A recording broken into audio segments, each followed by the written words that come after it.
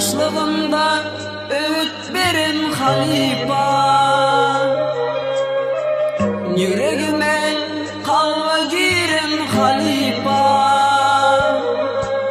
Şagirdin dip kanat verin halifa, halkı canan eliz görün halifa. Halifanın izi yarasın din, inmem ama diye yüreğim din. Çetirdin başımda din analayım,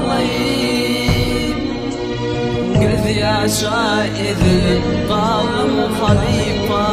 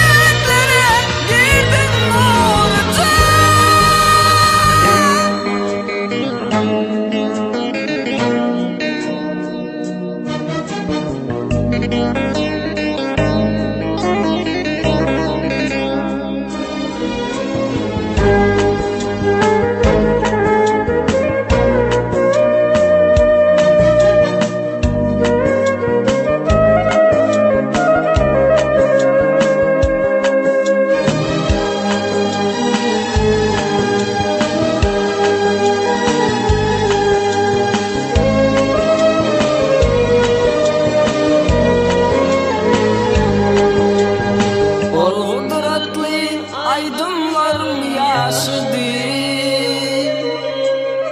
ilmi dama aydarın min coş idi.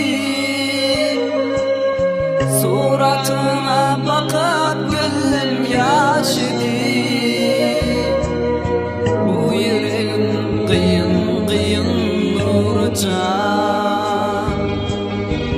uyku tutmadı yatlar gece gündüzüm. Sen yokluğuma ananama hindizim.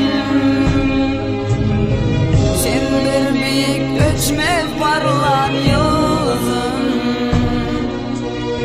Hiç kaçanım adım göçmez halifa.